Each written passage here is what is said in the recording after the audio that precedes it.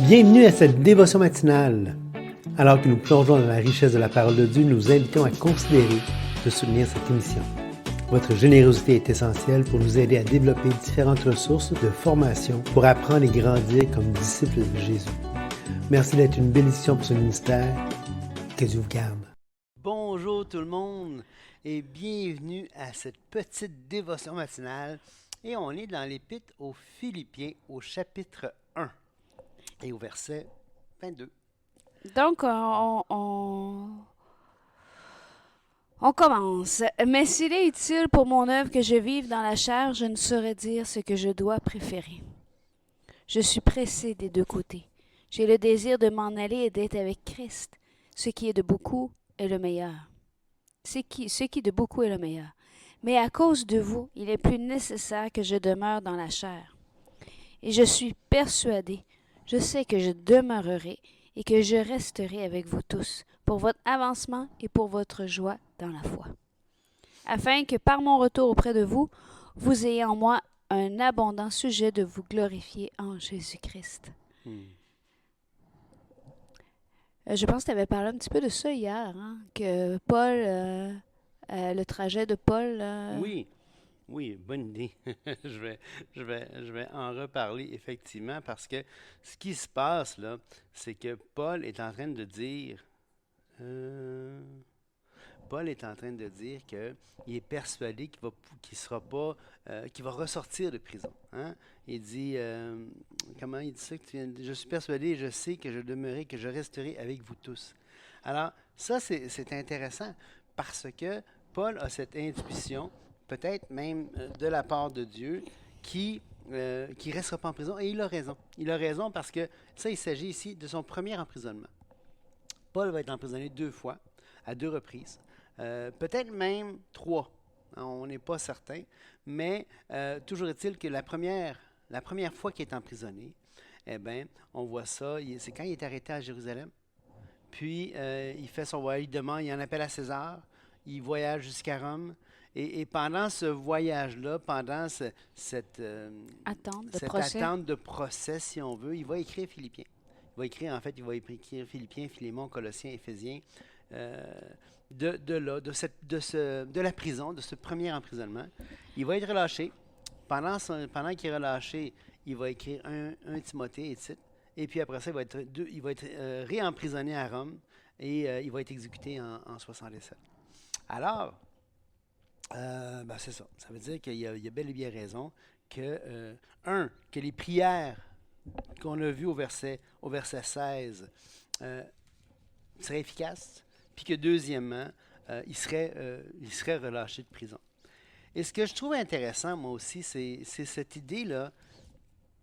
Mais s'il est utile pour mon œuvre que je vive dans la chair, je ne saurais dire ce que je dois préférer. Et vous savez, dans le monde évangélique, il y a souvent cette pudeur, cette fausse pudeur, selon moi, de jamais dire que c'est son œuvre. Comme si c'était seulement l'œuvre de Dieu. Et quelque part, c'est vrai que c'est seulement l'œuvre de Dieu. Mais Paul n'hésite jamais, il n'a jamais peur de parler de son œuvre, de parler de son évangile, de parler de son ministère, de dire que même qu'il va sauver des gens. Il dit que j'ai enfanté, Timothée, que j'ai enfanté dans la foi. Il n'a pas peur de s'approprier une partie de ça. Parce que Paul, dans Corinthiens, il va dire qu'il est co-ouvrier avec Dieu. Et le terme dans le grec, c'est synergos, c'est synergie. Alors, ce qui se passe ici, dans tout ça, et même si Dieu a la très large part du gâteau dans cette œuvre, c'est une co-création. C'est-à-dire que ce qui se passe, Dieu a décidé de déléguer certaines parties à ses créatures et ça dépend de eux si les choses se passent.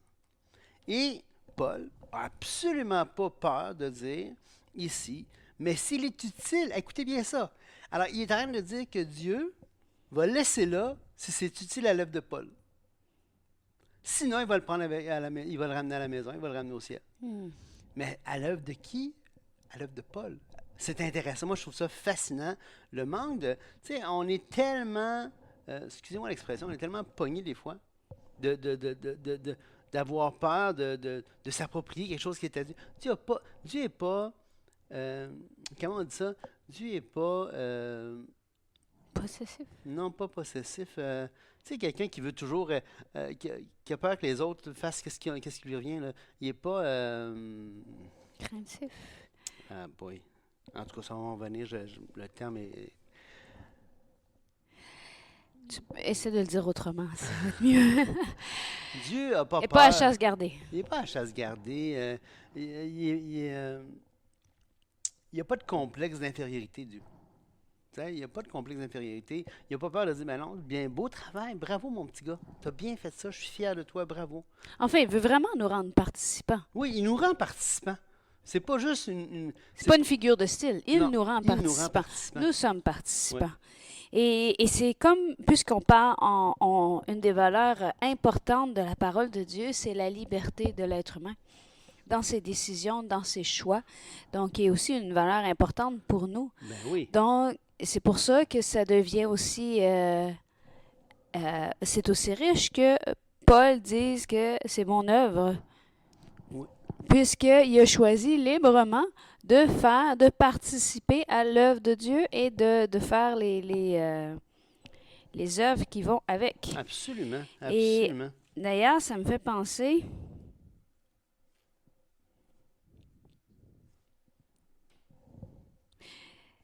Ça me fait penser à ce qu'on avait vu au début de l'Épître aux Colossiens. Lorsqu'on avait vu « Il est au milieu de vous et dans le monde entier » en parlant de l'Évangile, il porte des fruits et il s'accroît. Donc, on avait vu que l'Évangile portait du fruit. Puis ensuite, on avait vu « Vous soyez remplis de la connaissance de sa volonté en toute sagesse et intelligence spirituelle pour marcher d'une manière digne du Seigneur et lui être entièrement agréable, portant des fruits en toutes sortes de bonnes œuvres et croissant par la connaissance de Dieu. » On avait vu cette balance-là, que oui, l'Évangile fait quelque chose, Oui. il porte des fruits, il agit en ce moment, mais il agit à travers nous, Oui, à travers des gens qui décident de se consacrer à Dieu, qui décident de se nourrir de la parole de Dieu, qui marchent d'une manière digne du Seigneur et en lui étant agréable. Agréable, exactement, exactement. Et donc, moi, je trouve ça beau. Je trouve ça beau parce que Dieu n'est pas insécure, c'est ça le mot que je cherchais tantôt. Ah. Dieu n'est pas insécure, tu sais, comme si, oh mon Dieu, ils vont voler ma gloire.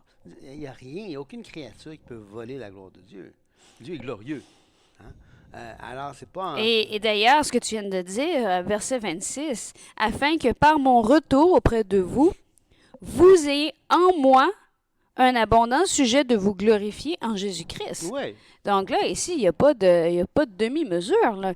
Il dit, « Je vais être le sujet que vous glorifiez Exactement. en Jésus-Christ. » Donc, il y a encore cette synergie, cette partie, mais c'est à cause que Paul revient que les gens vont pouvoir se glorifier Oui. que Jésus-Christ. Oui. Lorsqu'on voit quelqu'un qui change ses voies, qui abandonne, on peut se glorifier. Cette personne-là, elle peut être un sujet de glorification en Jésus-Christ parce qu'elle choisit de se consacrer. On en a parlé aussi hier quand on a glissé un mot sur le fait que les dépendances n'étaient pas une fin en soi, que ce qu'on avait vécu n'était pas une fin en soi, que le passé était le passé. Quelqu'un qui décide de marcher en nouveauté de vie, c'est un sujet de glorification pour les gens qui l'entourent. Oui. Parce que ça veut dire que la parole, elle est vraie, que Dieu change les cœurs, que Dieu change les vies, que Dieu nous amène à marcher de mieux en mieux. Exactement. Et ça, c'est l'espérance qu'on a. Rappelez-vous, on l'a dit, le salut, c'est de placer sa confiance en Jésus-Christ seul pour la vie éternelle. Ouais. Mais on ne croit pas seulement à un salut de destinée, Non, parce que la parole nous enseigne un salut qui transforme notre vie aujourd'hui et non pas seulement notre éternité. Exactement. Et c'est ça la bonne nouvelle. Oui, c'est ça, exactement. Et d'ailleurs, au verset 27, tu voulais-tu dire quelque chose ou je peux Non, continuer? continue. Seulement conduisez-vous d'une manière digne de l'évangile de Christ, afin que soit que je vienne vous voir, soit que je reste absent, J'entends dire de vous que vous demeurez ferme dans un même esprit, combattant d'une main membre pour la foi de l'Évangile, sans vous laisser aucunement effrayer par les adversaires, ce qui est pour eux une preuve de perdition, mais pour vous de salut. Oui. Et cela devient de Dieu, car il vous a été fait la grâce par rapport à Christ, non seulement de croire en lui, mais encore de souffrir pour lui, en soutenant le même combat que m'avez-vous soutenu, et vous apprenez maintenant que je soutiens encore. Ici, c'est un très beau passage Ouais. et qui nous rappelle encore qu'on a un devoir d'être participant, qu'on a une responsabilité et je dirais plus un privilège. C'est pas seulement une responsabilité, c'est un privilège de se conduire d'une manière digne de l'Évangile, C'est... de demeurer ferme. Il y a une ligne directrice, puis je veux juste dire quelques mots parce que peut-être ça serait le sujet de. On en parlera plus dans une autre dévotion. Mais il y a une ligne, un thème qui revient souvent dans les Écritures. Puis là, c'est intéressant. Au verset 1 Corinthiens 9, 17, ça dit Paul parle de l'Évangile qu'il annonce. T'sais. Il dit, si j'annonce l'Évangile, ce n'est pas pour moi un sujet de gloire, car c'est la nécessité m'en imposer, et malheur à moi si je n'annonce pas l'Évangile. Si je le fais de bon cœur, j'en ai la récompense, mais si je le fais malgré moi, c'est une charge qui m'est confiée. Et cette idée de confier, hein, là ici, Paul il dit, c'est une charge, c'est pas une charge, mais quand même, Dieu a confié quelque chose à Paul. Et régulièrement dans l'Écriture, on voit que Dieu va confier quelque chose aux êtres humains. Mais quand tu confies quelque chose à quelqu'un, c'est parce que tu lui fais confiance. Ça Alors, le dit le mot, hein? le mot le dit. Confiance. Confiance. Et ce genre de... et moi, je trouve ça fantastique de voir que Dieu peut confier à l'être humain quelque chose. Mais quand tu fais confiance à quelqu'un, le mot dit, il y a un certain risque à ça quand même. Hein? T'sais? L'être humain n'est pas nécessairement digne de confiance. Pourtant, Dieu va confier. Dieu aime. Oui, c'est ça. On n'est pas nécessairement digne d'être aimé non plus. Exactement. Exactement. Aimer aussi, c'est un risque. Oui, exactement. Et tu dis que j'ai bien aimé ce que tu viens de lire concernant Paul qui dit « ça m'a été confié, je le fais comme une charge ». Et c'est une question d'attitude, hein, une façon de comment tu reçois. Oui. Si je le fais de bon cœur ou si je le fais comme une charge, mais d'une manière ou d'une autre, je vais le faire. Oui. Parce que Paul, c'était tellement... c'est dans ses tripes. C'était dans ses tripes. Ouais. C'est parce que lui, ça allait c'est pas parce qu'il il était automatisé, là. Il dit, il va le faire. Que ce soit de bon cœur, que ce soit de bonne charge, je vais le faire parce que c'est intrinsèque à moi. Et ça me fait penser à quelque chose parce que tu dis, il nous confie, il nous fait confiance, il prend un risque. Et j'ai lu une histoire ce matin et je pense que cette histoire-là s'applique bien. Fait que j'aimerais ça l'utiliser. Oui, vas-y. Oui, Donc, belle analogie. c'est l'histoire de un père et une mère qui s'en vont avec le petit garçon à toutes les fins de semaine voir la grand-mère. Et pour se rendre chez la grand-mère, ils doivent prendre le train. Donc, ils embarquent dans le train, ils font la route et reviennent. Et un jour, le petit garçon, guère très vieux, peut-être 5, 6 ans, 7 ans, dit à ses parents, ben papa, maman, je crois que je suis rendu assez grand pour aller seul voir grand-mère. On l'a fait souvent ensemble. Et là, les parents disent d'accord, donc ils donnent la petite valise au petit garçon. Ils sont sur le quai, ils donnent un dernier baiser, ils disent le train s'en vient, il faut que tu embarques. Et là, le père, à la dernière instant, met dans la poche de son garçon un petit billet et lui dit si jamais tu as peur, tu regarderas dans ta poche. Et le petit garçon embarque dans le train. Il s'en va à l'aventure. Et il y a beaucoup d'inconnus dans le train. Les gens rentrent, les gens sortent. Les gens disent pourquoi tu es toute seule. Le contrôleur vient. Tu es un peu petit pour être tout seul. Et à cause de ça, tout d'un coup, les messages autour de lui l'insécurisent. Ils disent oh, mais je suis seul. Commence à avoir peur, commence à paniquer, se recroqueviller dans le coin du wagon, regarde autour de lui un peu apeuré. Et soudain, il se rappelle, « Oh, c'est vrai, papa. » Il regarde dans sa poche, et dans sa poche, il est écrit, « Si tu as peur, je suis dans le dernier wagon. Wow. Tu peux venir me rejoindre. » Et ça me fait penser... C'est tellement touchant comme histoire. Oui, et c'est notre Père. Vas-y, je te fais confiance. Mais si tu as besoin, je suis là. Si quelqu'un manque de sagesse, qu'il la demande à Dieu. Je suis là. Responsable, en action, en marche, jamais seul. Extraordinaire. C'est fantastique. Et c'est intéressant. Je viens de trouver un autre passage que j'avais oublié, là, où est-ce qu'il parle du même thème. Dans Romains 3:2, ça dit, attends, je vais le trouver en français, là. C'est quel est donc l'avantage d'être juif ou quelle est l'utilité de la circoncision? Il est grand de toute manière, tout d'abord, en ce que les oracles de Dieu leur ont été confiés. Dieu a fait confiance au peuple d'Israël pour leur donner les oracles. C'est quelque chose. C'est ce thème-là dans l'Écriture, là, il est remarquable. Et je pense qu'à un moment donné, je vais faire on fera une petite capsule, je lis juste sur ça. Pas nécessairement dans le cadre des dévotions maintenant, mais une petite capsule de réflexion là, sur le Dieu qui fait confiance. Qu'est-ce que ça veut dire, Dieu fait confiance? T'sais? Comment il peut faire confiance? Oui, vous savez qu'on fait les dévotions matinales parce que, ça nous tient à cœur de se plonger tous les matins dans la Bible. Parfois, on a des problèmes techniques et vous recevez une journée décalée ou vous ne recevez pas. Mais généralement, on essaie de le faire au moins du lundi au vendredi. Mais ça ne nous empêche pas de vous rappeler que notre désir, à tous les deux, c'est de parler de la parole, d'enseigner, de partager qui est notre Dieu, qui est notre Seigneur. Et ça m'amène à vous dire que si jamais vous avez un sujet que vous aimeriez qu'il soit abordé, ben vous pouvez aussi nous écrire. Vous pouvez aussi, oui, c'est ça, vous pouvez nous écrire, soit pour une thématique, soit pour une question que vous avez. Ça va nous faire plaisir de prendre le temps d'y répondre. Sur la page Facebook de la communauté d'Antioche, vous avez le moyen de communiquer par l'entremise là, du truc de message là, de Facebook. Si vous avez des questions, si vous avez des... Il y a aussi l'adresse courriel qui est là si jamais vous voulez. L'adresse courriel est là si vous voulez.